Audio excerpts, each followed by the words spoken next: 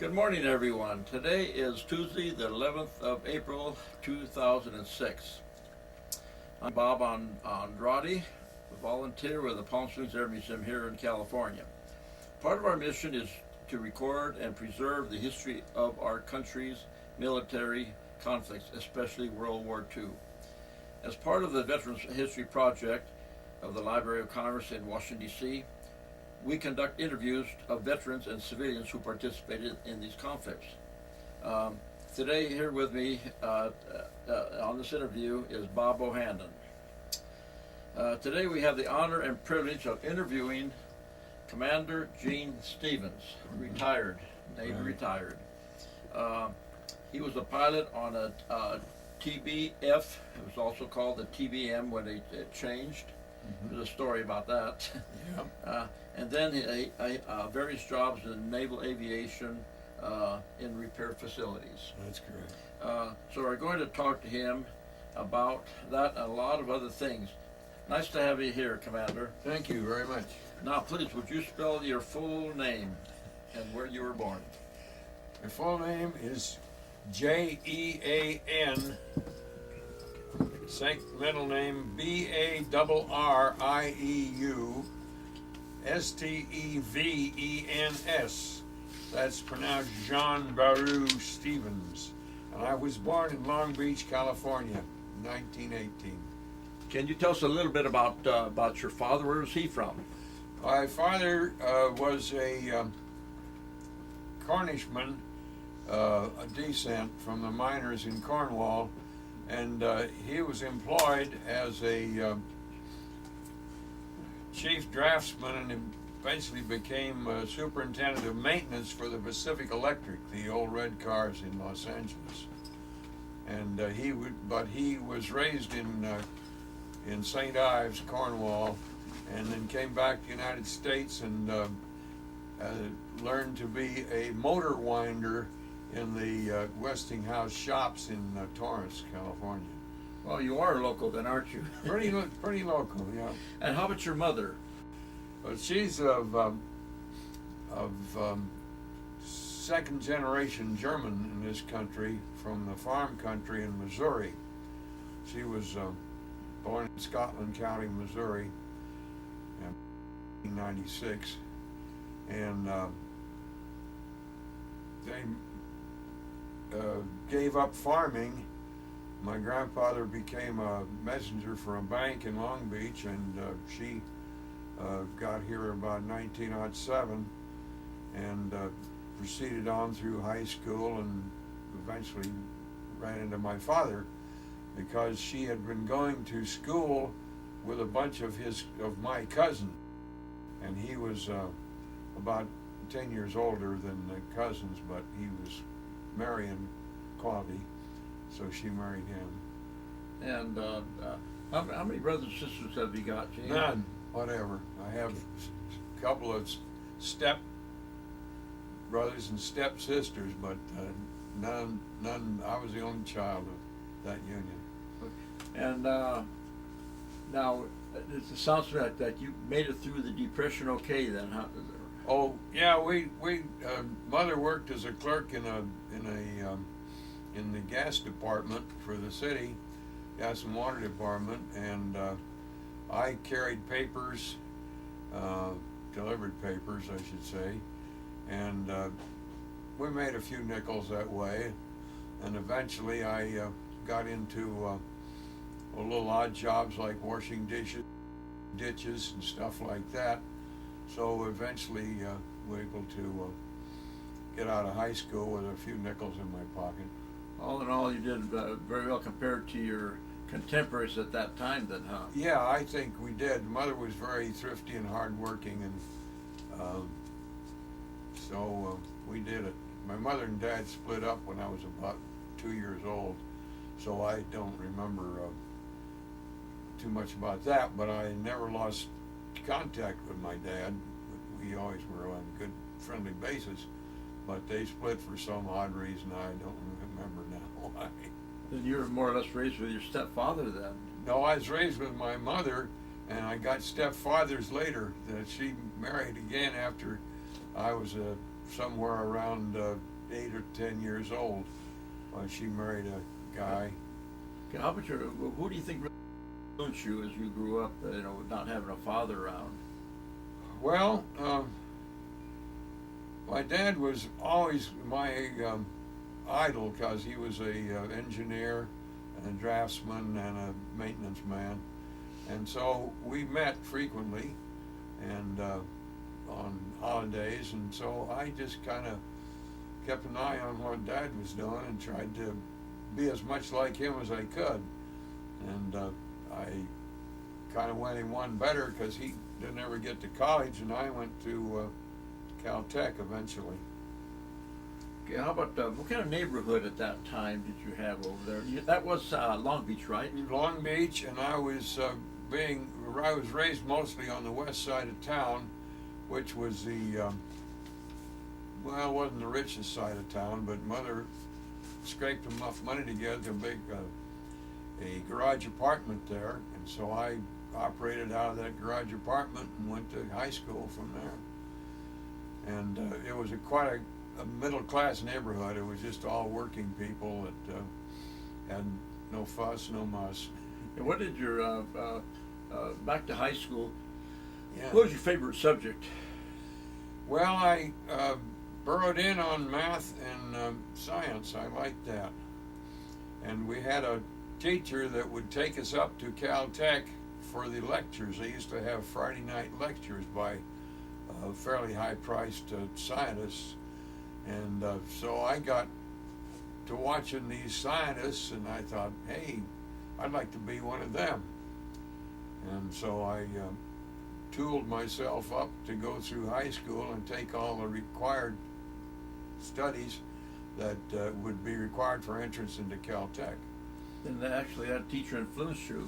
Oh yeah, that influenced me quite a bit, and from then on, I saw a lecture in the auditorium from a guy from General Electric, and he told about how General Electric back east had a nice lab, and he showed some magic with photocells and stuff like that on this lecture. And so that just inspired me more. I thought, well, maybe the thing to do would be to get a scientific education and go to work for GE. Yeah, how about now, what did you do for recreation, or were you involved in sports at all? No, I was kind of low on sports. I rode my bicycle quite a bit, and I spent a lot of my time delivering papers for several years. For what sports I was in, I joined a little baseball group, and we used to play sandlot baseball when we could get a chance on weekends. But I was never any super jock of any kind. Now, did you ever think about aviation at that time? Did you have any, Well, when Lindbergh did his thing and all that stuff? Yeah, well, my mother had gone up with Earl Doherty, who was the man they've named Doherty Field after in Long Beach. She went up with him when I was about a year and a half old. She wanted to go for an airplane ride. And so she came back as having done Loop-the-Loop or something with Earl Doherty.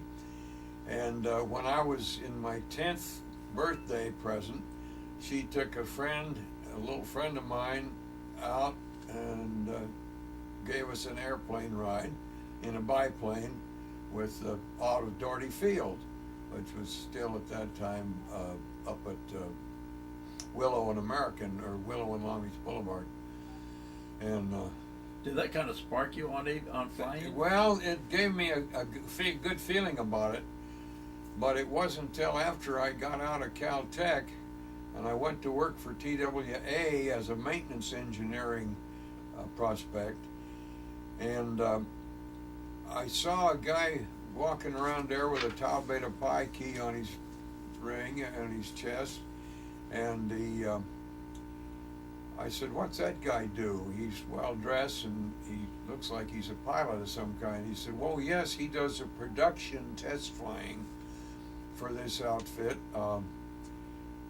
and after we overhaul an airplane, and he takes it out and overhauls the DC-3 or DC-2 and gets paid for it." I said, well, how did he get that job? He said, well, he joined the Naval Reserve, and he spent 3 years in the Naval Reserve, and or 4 years in Naval Reserve, and he learned how to fly an airplane, and then he came back here, and he now gets $400 a month for doing this test piloting. That was a lot of money at that time, wasn't it? Oh, that was piles, because I was making $90 a month, where I was with a degree from Caltech, and so I thought I could do that too if I learned how to fly.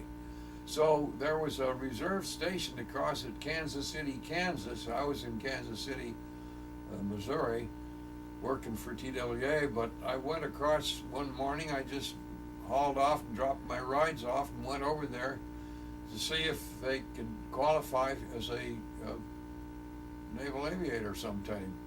And by the time I got through the physical, the guy says, well, sign right here. You're in the U.S. Navy. He said, if you don't make pilot, of course, you'll be a enlisted man for the next 4 years. And I said, that's all right with me. I don't mind. My dad always wanted me to join the Navy. He said, hell, if you join the Navy, you'll have a retirement. And he said, that's something a lot of people can't get. So I went over and they picked me up, and I had to quit TWA. And they said, hey, you better be careful, son. You know, there's going to be a war, and you'd be exempt if you worked for TWA. And I says, well, I don't know about anybody having a war. I'll just join the Navy and learn to fly and make some money at it. So that's when I was joined up, and I was about halfway through my, I got to the elimination base at Kansas City and went on down to Jacksonville, and they sent me to Corpus Christi because I was born to the west of the Mississippi. And was about halfway through my flight training, and somebody called a war. I'd got myself a little case of pneumonia, and I was in the hospital at Corpus Christi, and I heard this thing on the radio, the Japanese had bombed Pearl Harbor. So I figured, well, I wouldn't have much trouble passing any of my tests from then on, because they'd take anybody that could fly an airplane even half straight and use them up. So that's how I got into the big war. So then we can say that you joined before the war. Then, oh yeah, I did. I joined before the war, and I didn't, not on account of the war. I just did. Okay, backing up a little bit. Did Yeah. you have any girlfriends before you went in the Navy, or? Oh yeah, I had one that I loved very dearly, and she married another guy because I didn't have much of a future. I hadn't even gone to college yet. And this guy had a job, and so she married this other guy, and I got around to marrying her about 20 years later. Is that right? That's another big story too. Okay, and now the war started, and let's back up again. Uh-huh. When were you aware or conscious of September the 1st, 1939, when Hitler? Yeah, when he went into Poland. Yeah, my dad and I were out in the desert on one of our trips during the summer, looking at ghost towns. And on the 1st of September, we ran into an old sourdough out there. He said, hey, they went over this morning into Poland. And we said, well, what do you know about that? And so somebody started a war, but that wasn't something that we were really affected by. Wasn't really shaken to you. How about that? Also, remember that at the same time, the Japanese were bombing the heck out of China. Were you aware of I remember when I was a child that we were aware of the Japanese. Yeah, they were involved in China, and they were raising all kinds of heck over there, and I didn't really put the two in association. I didn't think that they'd bother us. I thought, well, they're picking on the poor Chinese, and that's pretty easy for them to do, and that's that. Okay, now you're in the Navy, and you've already gone through all your basic training. Yeah. And then before you you were a cadet, but before you got your wings, you went to the hospital. Yeah, I was in Stearman's, learning how to fly formation, and I got pneumonitis acute, they called it. It was easy to get down there in Corpus. I don't know why, but it seemed like a lot of people would get it. And so I was in the hospital recovering from that when the war was called. And then I got out of the hospital in about a month and went back to the flight training and finished up in dive bombers. That's where I specialized. Dive bombers. That's where I specialized. What was your I guess you'd call your advanced training done at? All Corpus Christi. Everything was done at Corpus Christi? Yeah, we went into there for the Stearmans, and then we went into SNJs and the Wwii vibrators. Yeah, and then we eventually trained in the SBC-4, I think it was. That was a biplane dive bomber. So we were really being trained to be dive bombers, scout bombers. Curtis dive bomber. Yeah. Right? And okay, and then you made after your training. When did you transition into by that time the TBF came out? Well, just after we got transferred to a squadron I got assigned to a squadron in Seattle at Sand Point, which is on Lake Washington, and we were destined to get SO3Cs, but for some reason the SOC3 didn't pay off, and so we were flying SNJs just to keep our hand in, which is a training aircraft, you know, and it suddenly Grumman, who had made the F4F, came out with the TBF, and that was a plane that would stay up with it in speed and everything else, and had plenty of power, would take off from a carrier, and we got some of the first ones delivered to North Island. They flew us down there and handed us a pilot's handbook and said, "Hey, go out and fly this thing tomorrow morning." So I did my homework that night and got in a silly cockpit the next day and took off with it, just like I knew what I was doing. And that was the TBF that you got into? TBF I got into, and we had TBFs for quite a while. TBMs didn't come out till, probably a year later, as I remember. I wonder if you can, now that we have our plane right here, can you kind of describe a little bit about the aircraft? Yeah, well, the TBF, single engine, lots of horsepower. It carried three persons. You had the pilot, then you had a turret gunner, and then there was a guy back here as a radioman, and he had a Stinger. He had a 30 caliber Stinger. This man had a 50 caliber movable turret, and this plane was same as the TBM. This is a TBM, and the primary difference is made by the General Motors Corporation instead of Grumman, and the parts are fairly interchangeable, but the tail hook on the TBF was contained in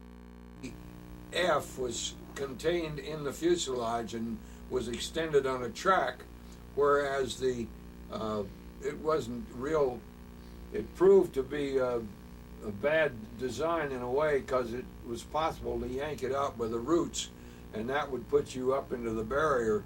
So they came up with this one that was sturdily mounted to the keel of the aircraft, and with a hinge, and was a solid metal connection, and so you could just drop that hook down when you were going to land on a ship, instead of extending it with a cable like they used to do.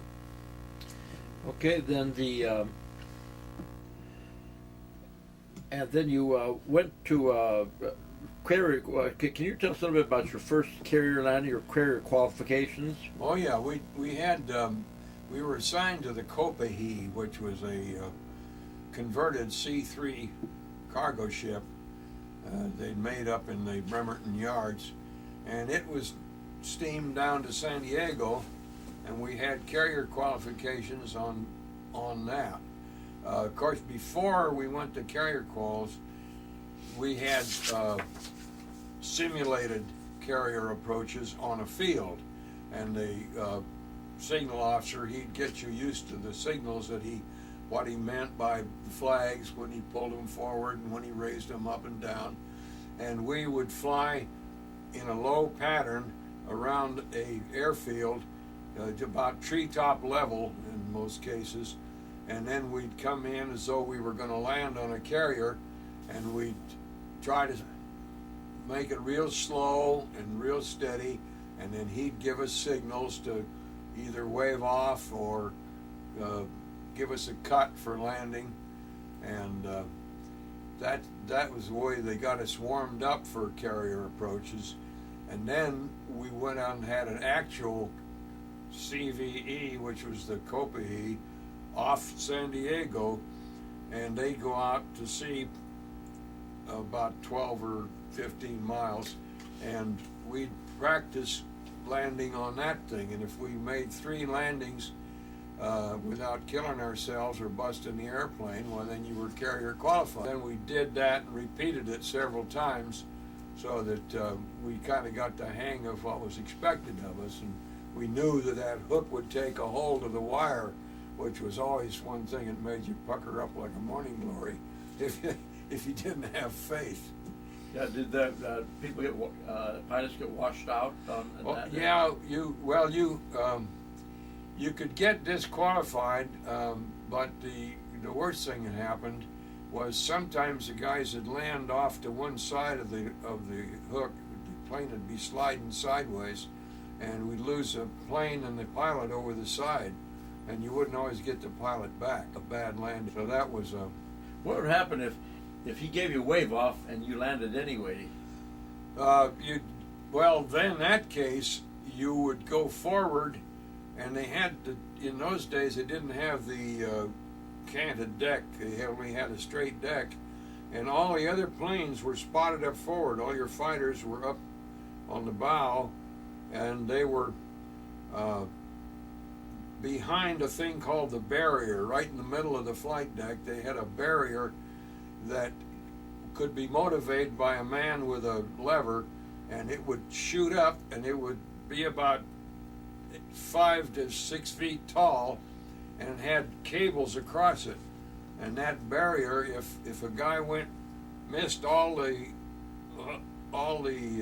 cables on the deck, then he'd either plow into that stack of aircraft up forward, which they didn't want, so they had this barrier that a guy would raise at the last minute, and that would trap your airplane in the cables, and it would kind of foul up the airplane's propeller and the engine and stuff, but it certainly saved a lot of airplanes from being damaged and deaths of pilots that went through. Did you ever see one that hit the barrier? Yeah, I did. The skipper, when he was flying a TBF, and that's the one that had the self-contained hook that slid down the back, apparently the thing wasn't engaged in its bottom latch, so he landed and it grabbed the hook fine, and then the plane just kept going, and the hook came out by the roots, and so then he came on forward, and the guy threw the barrier up, and his skipper stopped, and everybody lived happily ever after. But does it ground loop when it hits the barrier? No, it noses over. It just does it wipe out the prop? Oh, it's likely to, because the prop engages the cables. There's 3 cables at least across that, and so you can stop the whole thing, and it can damage the leading edge of the wings if it gets far enough in, and it'll. An instant stoppage of an engine is pretty vital for the engine anyway. So it does wipe out an engine. It's likely to, yeah. You couldn't use that engine again because you've stopped it instantly, and that's pretty tough. Warped everything. Yeah, everything's kind of bent. Okay, now you've done your carrier qualification. Now, give me a year for that. Is that still 1941 that you were doing this? That was in 42.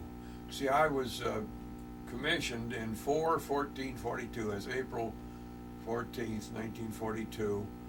I was commissioned, and so most of this flying I'm talking about took place in early 42. Now, of course, there's no doubt you was aware what was going on in the Pacific. Oh, yeah. Now, and how about, did you ever hear of the Flying Tigers at that time? Oh yeah, at one time when we were in Corpus Christi, a guy came through and was pimping for the Flying Tigers. He said, That's a good word. yeah, he said, why, any of you guys want to join the Flying Tigers, we'll pay you so much a month, and you can go to CBI, China, Burma, India, and fly for Claire Chennault, and we'll pay you so much, and you'll be a hired killer, and so on and so forth. But Some guys did go, didn't they? yeah, some of the guys took it, but most guys were just interested in staying with the Navy because and the same thing happened with Marines. The Marines came around and said, hey, who wants to be a Marine? And a couple of guys stood up and said, I would be a Marine. So they siphoned off 2 guys there. But most of the class all stayed together and graduated at the same time. Okay, now that you've done your carrier qualifications, and now you're going to get orders. Yeah. Your first orders. What were your first orders after you were carrier qualified and you were ready to go? But I was already in a squadron at that time, so the squadron was then ordered to go on board of go down to San Diego and get on board of the Copihi, and then we're going to ship out. And destination wasn't announced. We're just going to go out. So we went out on the Copihi one morning, and we crossed the equator. Had to go through the Pollywog. yeah, the Polywogs had to become the initiation. Shellback, I think. Shellback, that's right. And you get to be a shellback if you go through the initiation. And you should carry a card with you, because if you get on another ship and you cross the equator and you don't have a shellback card, you're going to get it again.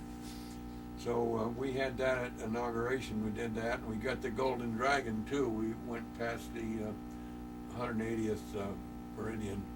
Now, where's your first, you left San Diego? Yeah. And where's your first? First port we put into was Hawaii, Honolulu, Pearl Fort Harbor. Island.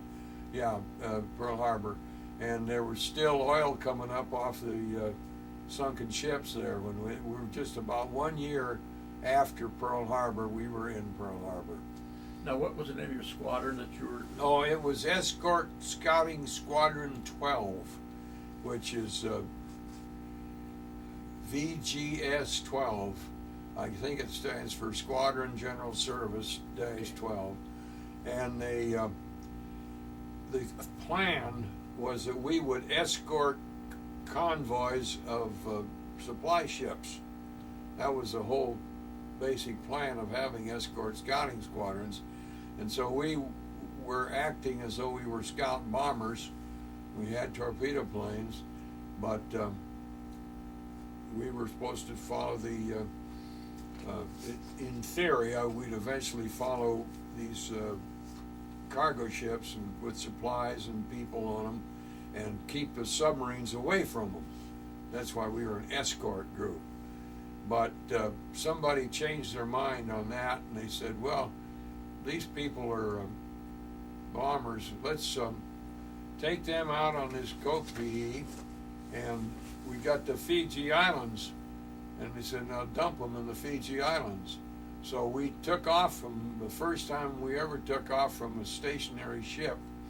They turned the ship into the wind and got the catapult ready, and there was enough wind blowing over the deck, they hoped, that the guy could take off with a full throttle. So the skipper made the first one, and he settled a little bit when he took off, but he kept going because they'd taken all the gas out except 15 gallons. Now my knowledge of that engine was it gobbled up a gallon a minute when it was really going. So that said, if you weren't on the beach in 15 minutes, or you were gone Gosling.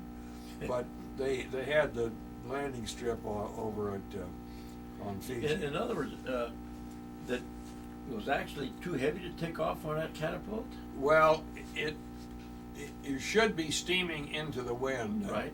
And we weren't steaming, we were at anchor. Oh. In the at harbor. anchor. Yeah, they anchored the damn thing.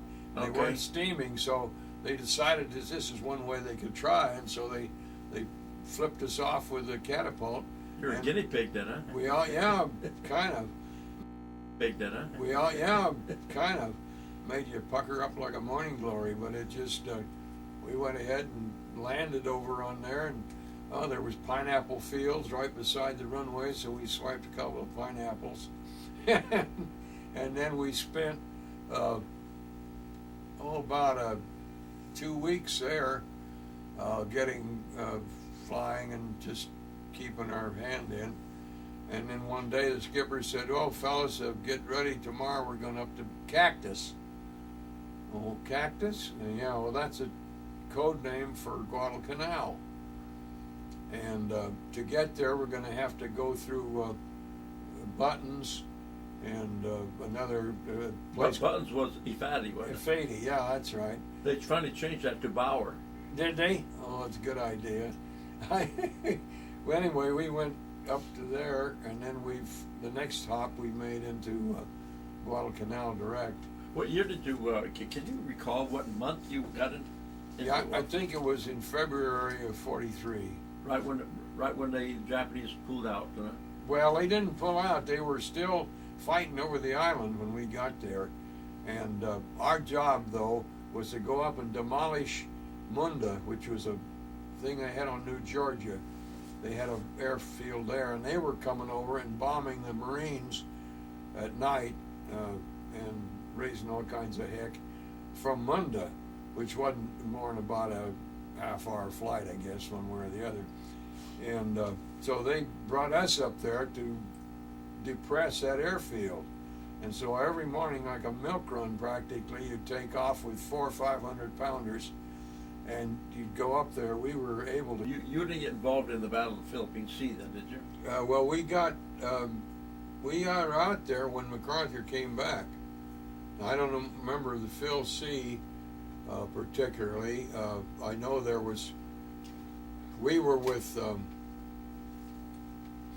trying to think which admiral it was, but we were standing off of the Philippines, and we were making runs on the different installations the Japanese had, softening it up for MacArthur. And we also did Formosa, because they had a bunch of Japanese airplanes up there. So we went in and did that field a couple times, bombing it and raising hell. And then, go ahead.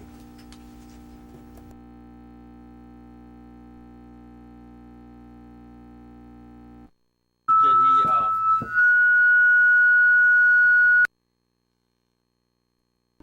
Years later, I was interrogated to see if I knew where Joe Riddle's body was, because they had a body search going on in the Solomons, and I was able to give them roughly, it was between two villages on a certain river that these kids told me about, and they found him. I said he'd have a Masonic ring on, and he had written in his in case of death thing, send old Joe back to Ohio. And his mother wrote me and said, thank you for helping get old Joe back to Ohio, because we got him here.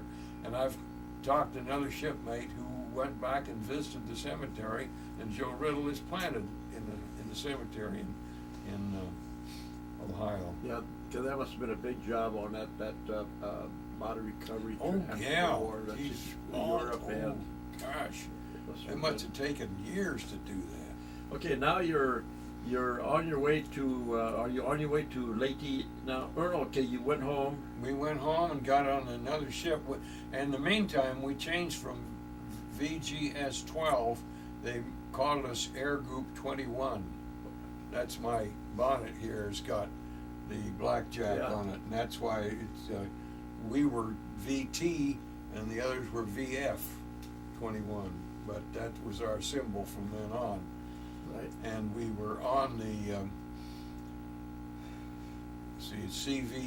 CVL 24 was the number of the Bella Wood, and that was sister ship to the San Jacinto, which was this one that President Bush, then Lieutenant Bush, was on. I think I was senior to him at that point, but he later got promoted above me to Commander-in-Chief. Okay, then now you're on your way now back to the Pacific again. Yeah, right? we're back to the Did you Pacific. stop in at Hawaii? We always hit Hawaii and did drills out of there to learn how to use our radar at night and see if we could attack out of a fog or out of a cloud cover. We did lots of sharpening drills. By this time you heard about O'Hare being killed, right? Yeah, Butch O'Hare.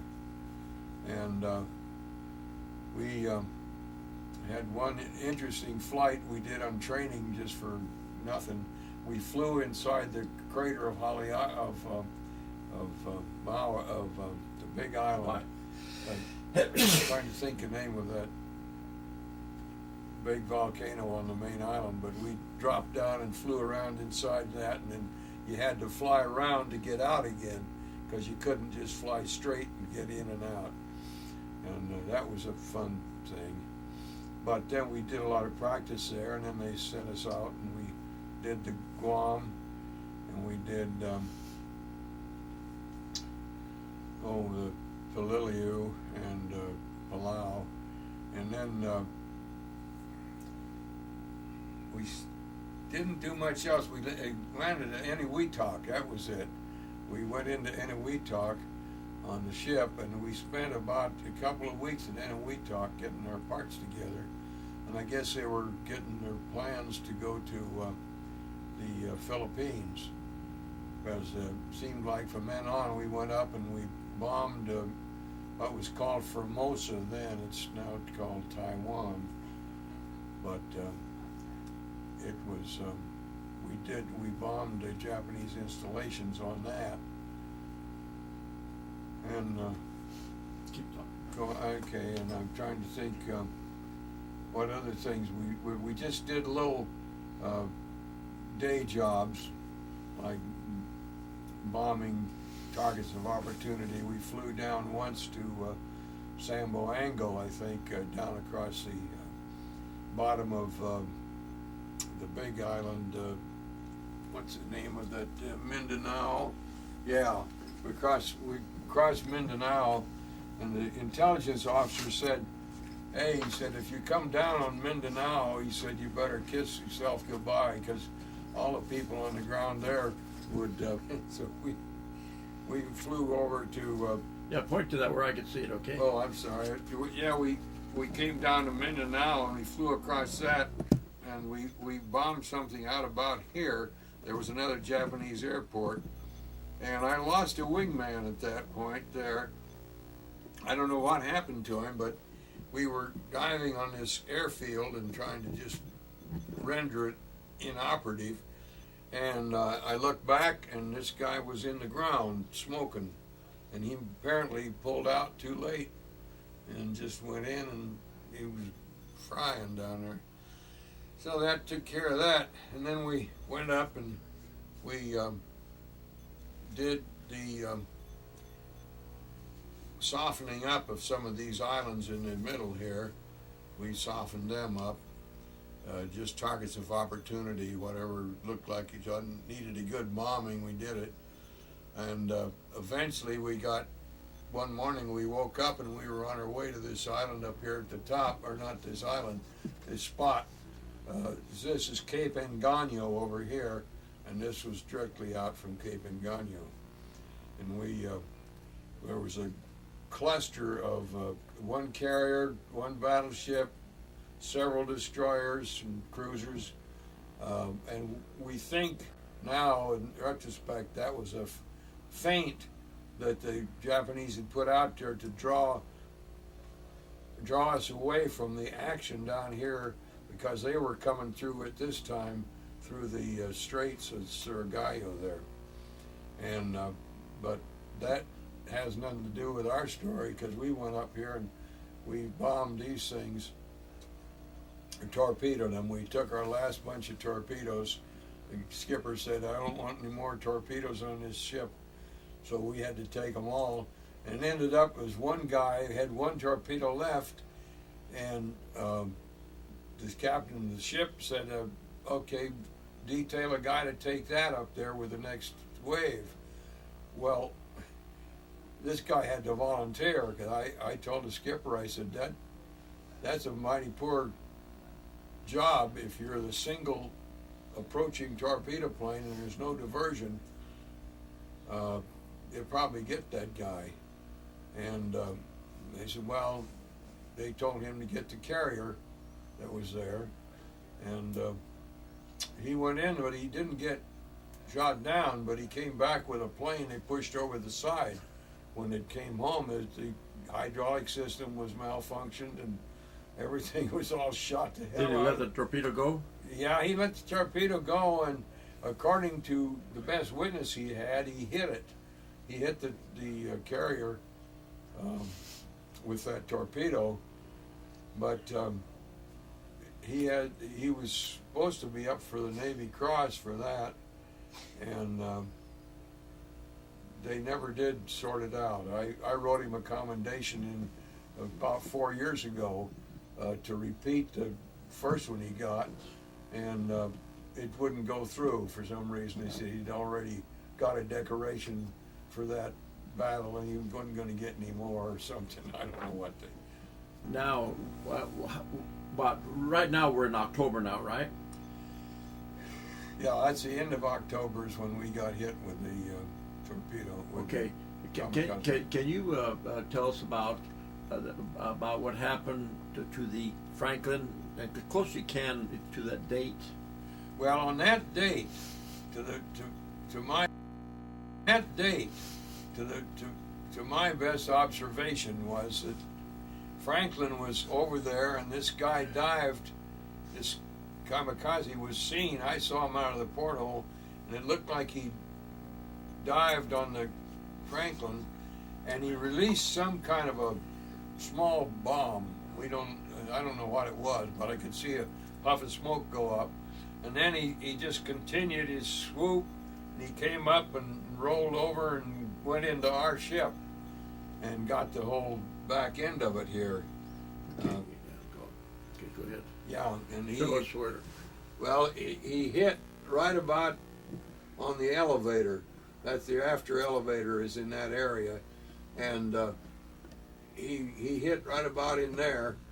These planes are torpedo planes. They're lined up in case somebody needed them, but there was about 12 fighters back here, all fully loaded with gas and wing tanks and ammunition, and the whole thing just torched the minute that guy went in there.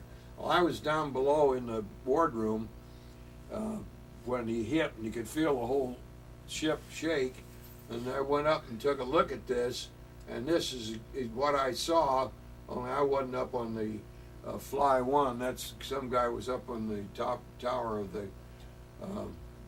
where they govern the flights from, but he took this picture.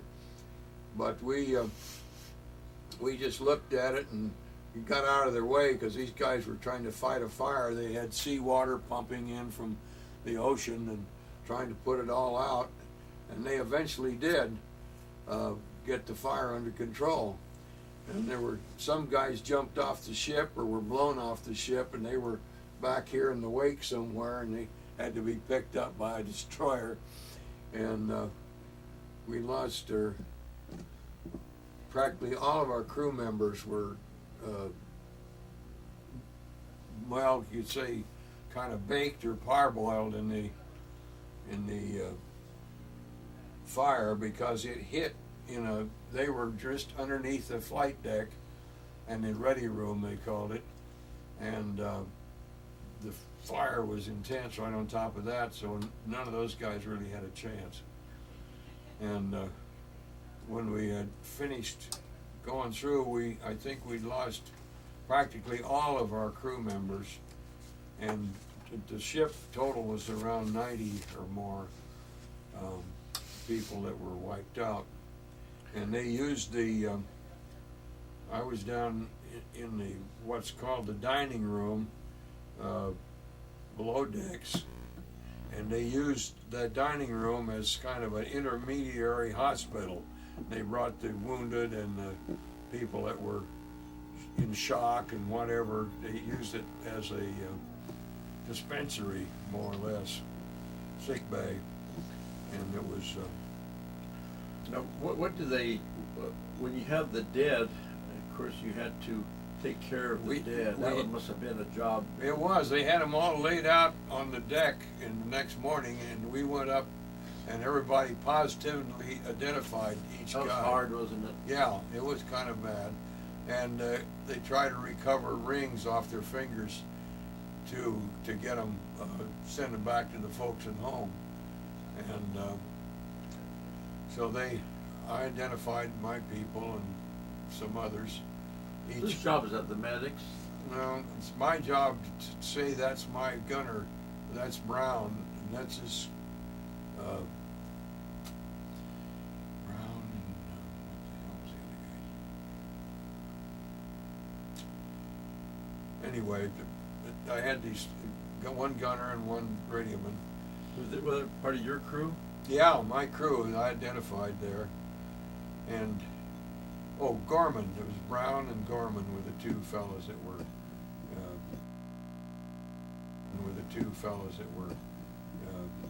cooked.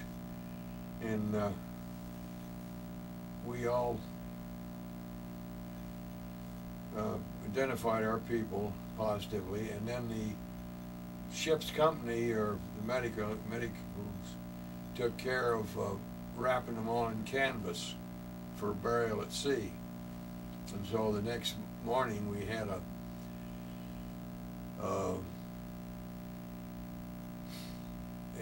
burial at sea service, the chaplain saying the Lord's Prayer and consigning these people to the deep. And I was on the burial detail where they were passing from a pile like cordwood on the hangar deck, and we were dropping them over the side just one at a time, putting bodies over the side. Took 4 of us, 2 on each side, heave a guy over. And so we planted about 90 guys out there. It was kind of a depressing thing. And something else that was rather upsetting is that burnt people smell like roast beef. And we had roast beef for supper that night. And that is very disturbing, I tell you. Yeah, it would be. And now, then, of course, you had your damage control. Did they ever fix that before go back, or were you out of commission after that? Oh, we were out of commission. There was no way they could replace that deck out in the Pacific. So they first they talked about dropping us off as an additional squadron for somebody else, and then they decided against that because we didn't have any crew members left. So they just turned tail and headed for San Francisco. And we went into San Francisco. And at the time, I'd forgotten, but during one night recovery of planes for another carrier, the Essex or one of those big boys, they had people coming back to land at night, and some guy missed the landing and was coming around to get it again, but he got real low and he flew right into the side of our ship. And here we had in one of the crew's mess halls was a 1830 engine with a prop bent back, and the airplane was gone because the sea had wiped it off the side. But we had that airplane stuck in the side all the way back to San Francisco. Oh, Jesus. And I mean that engine, it was keeping the sea out because it was part of the structure then. Oh, that was something, huh? Yeah, that was a Did real, it kill a pilot too? Oh yeah, we lost the pilot and the crew too. That was another turkey that went into the side of us. But it belonged to another ship. I think it was Essex. But that was a kind of a horror So story. you lived back to Lived San back Francisco. in San Francisco, and you bypassed Hawaii. yeah, on that return, as I recall, we didn't hit Hawaii. We just went direct to the Mare Island facility there, I think it was, and everybody got interviewed and sent home on 30 days leave. And where did you live? Then you came down to Long Beach. I came down. I had a wife stacked in Los Angeles, out on the west side of Los Angeles, in an apartment complex there. So I came home to that, and then we eventually went on down to let's see, I got orders from there to Washington. Let's see, no, Pax River, that's what I had. I had orders to go to Patuxent River to be a test pilot. I was going to say, there's your big Navy testing. Yeah, that's a Navy test place. Washington. Let's see, no, Pax River, that's what I had. I had orders to go to Patuxent River to be a test pilot. I was going to say, there's your big Navy testing. Yeah, that's a Navy test place. And so we spent about 4 or 5 months there in the test pilot facility.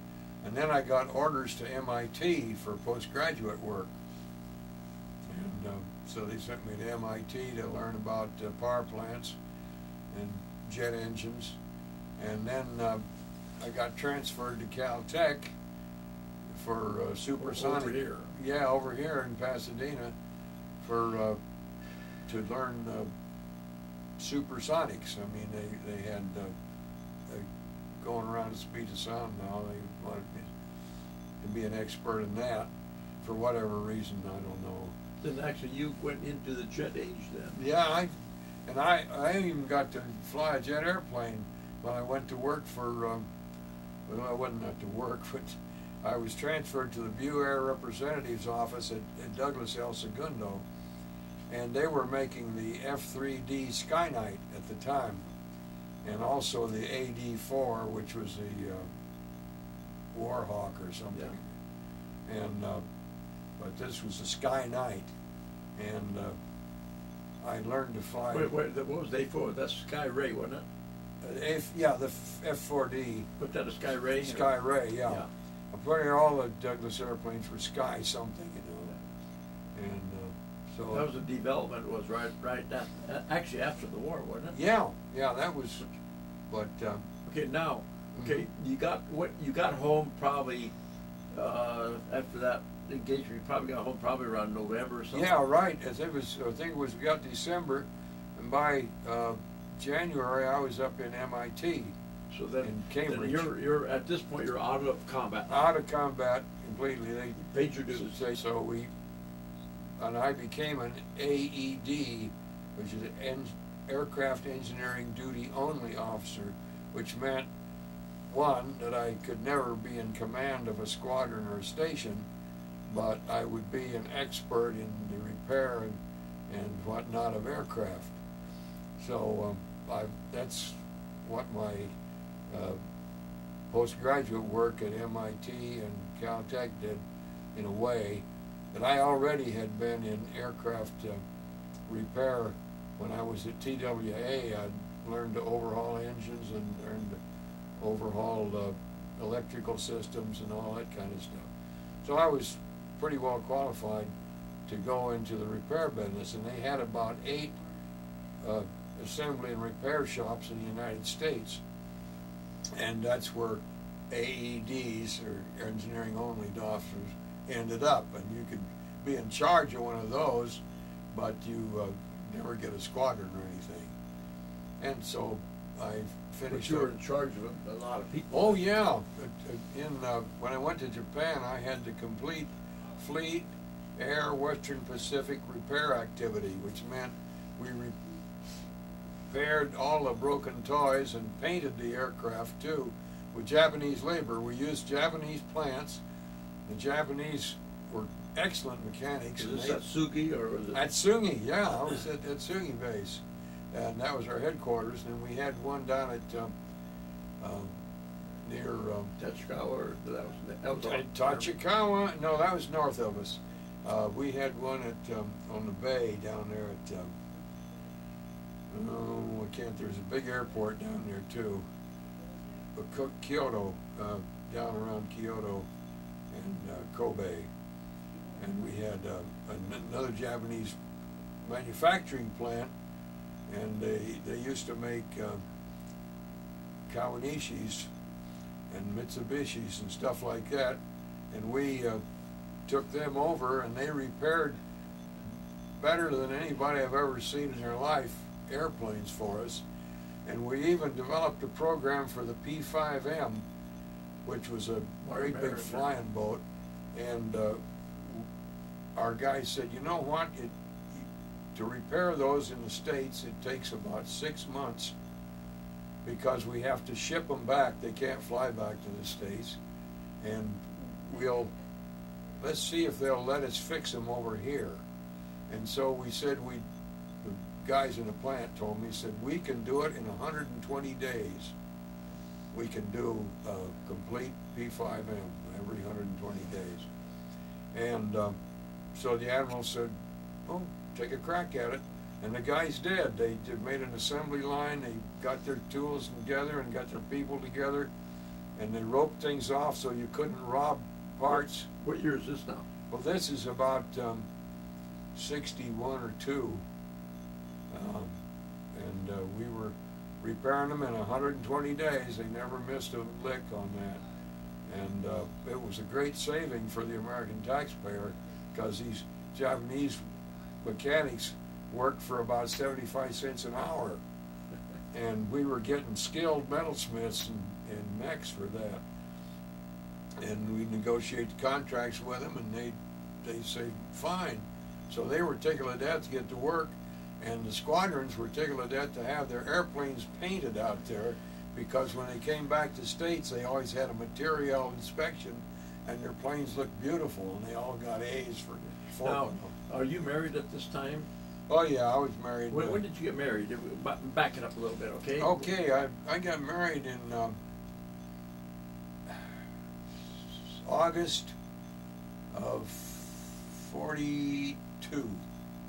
And we were married for 36 years, and she died of a heart attack. But it was 36 years. That's yeah, that was a pretty good marriage. I mean, it worked, and she knew how to train a man. She said she always wanted to marry a younger guy, and I was 3 years younger than she was. And she made 90 years old, and I'm working up on it now. I'm 87 and be 88 this year. So. okay. Then now we're going to have signal times to go downstairs. Sure.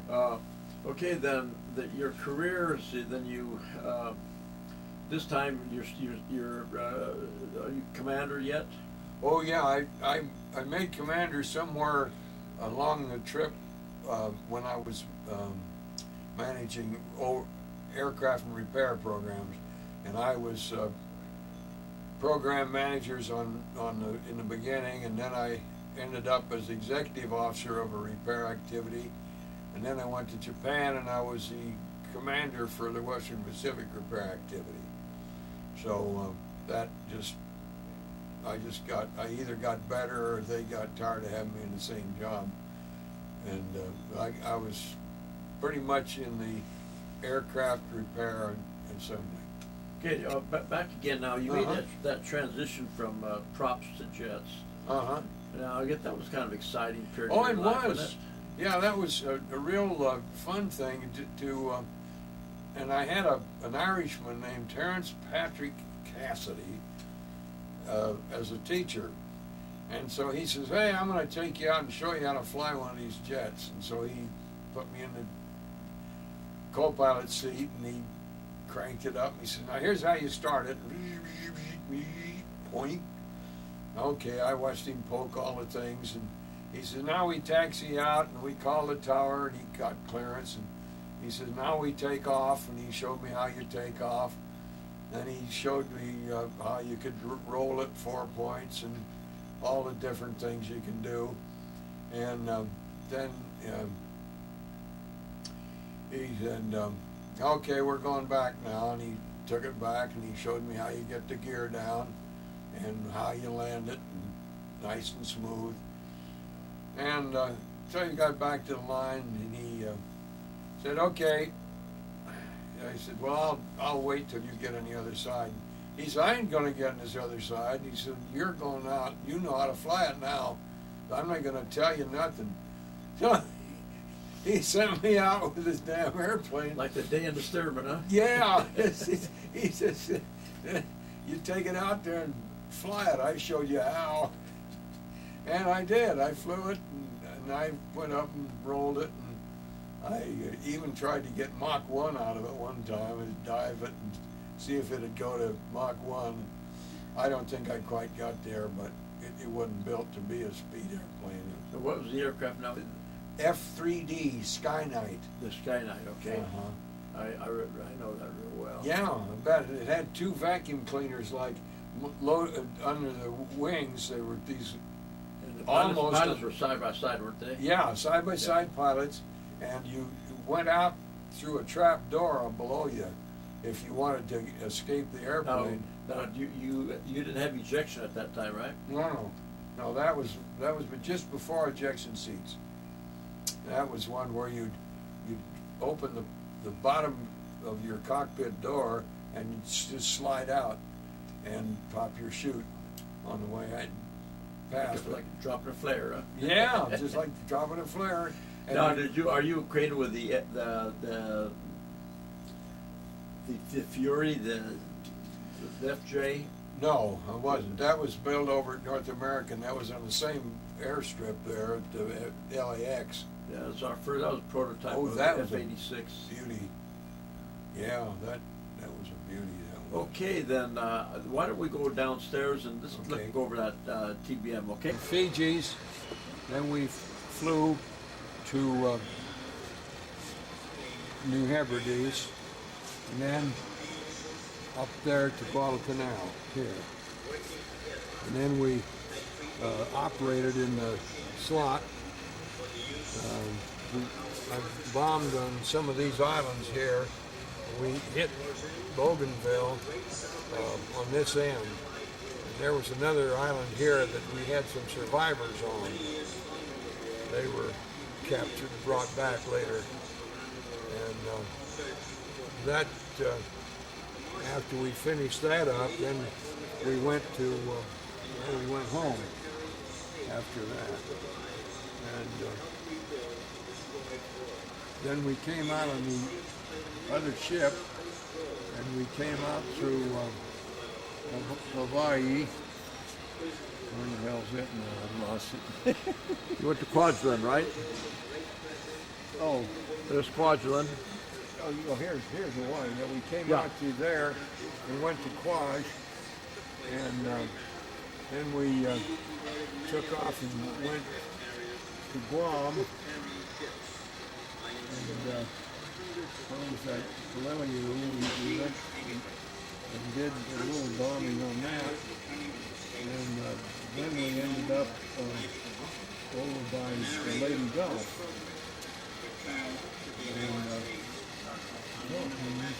That's where you got hit, huh? Well, actually, we worked that, and we did some bombing in Formosa earlier, and then we came back down to the Philippines, and then we got into that thing off of Luzon, which they don't have a mark for it, but we got hit after the Lady Gulf was going pretty good. We were about halfway between the Ulysses and Lady Gulf, and we got hit. Yeah, but you got that tanker before that, right? Over Oh, I got the tanker up there in Manila Bay. Okay. Yeah. That's, we struck Manila a couple of times, softening them up for some reason. Precisely, I guess. And in a target opportunity, I found that the tanker in Manila was right there. And then you got hit, then you came home, right? Yeah, after we got hit with the thing, we brought the thing back because it was no longer seaworthy. There's a cockpit there. You have to get in it by going your footsteps back here. You put your feet in there and you climb up. I was a lot more limber in those days. These wings folding are very handy. And I saw one come off of an airplane though. It wasn't very good. Well, I see. Yeah, this is a design improvement. They used to have opening slots in this, and they opened when you popped your flaps. But they just left this open. You want to go on, Ron?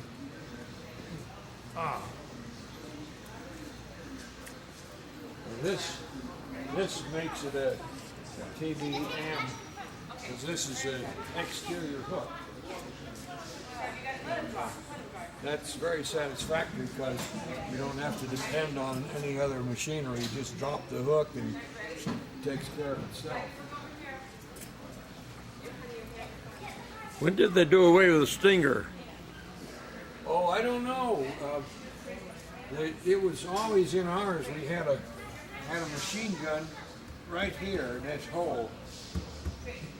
We had a machine. Your radio operator operate that? Yeah, the radio man had that 30 caliber Stinger to protect your bottom side when you couldn't see him. And this guy, he could fire anywhere. They had an interrupter so you wouldn't shoot your tail off. They had an interrupter in it, so when you swung it back around and firing, it wouldn't go and shoot your tail off. This is where they open it up. Yeah. And this is where the radio men sat. But yeah, they took out this Stinger for some reason. I guess they didn't use it a lot. But he had a whole bank of instruments, of equipment up here, and he had to be tied in pretty tight because if you ever went in the water, ditched any place, he'd slam into those things, and so he should have his belt on at all times. If he wanted to bail out, there's a emergency handle right here that you pull, and this door will fall away, and then he can bail out through this side, or he can escape through this side if he's in the seawater. That's what they do. But somewhere there's a survival. Yeah, there it is. That's you have a life raft in there, as I recall, and you can push it out. At least the ones I had, you could open this door and the one on the other side, and then shove it out, and you'd have a 4-man life raft. Take 3 men easily. And I had a drill with my crew, so we figured out who would do what. And I would get out on that side, and he would come out of his down here and open this side, and then I'd shove the life raft over to him. And we had to do that once. I did ditch at sea once, and it worked. And here's the way you got into them.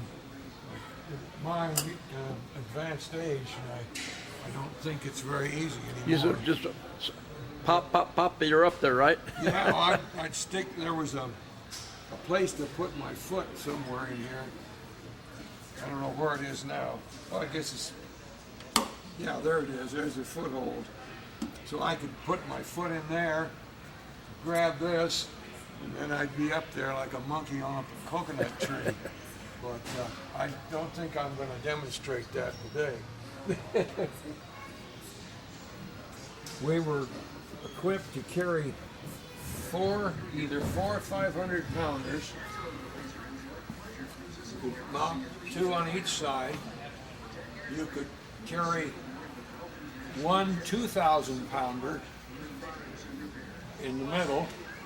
You could carry a 1,000-pound bomb, armor piercing for skip bombing, and you could carry about 40 anti-personnel 100-pounders.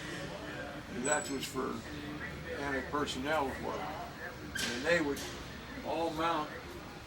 You couldn't do several loads in here, but you could always carry about 2,000 pounds, and it would also have a connection for a fuel tank that went in here, and if you wanted to fly an awful long ways, you could fly a good 600 miles on the tanks you had in about 5 hours worth of fuel in the wing and the center tank. And then if you wanted to go longer than that, then you'd have to have you could have about I think it was a 2,000 gallon tank went here. I don't remember the exact number of gallons, but it was a big mother, about the size of a torpedo, and filled this whole thing up.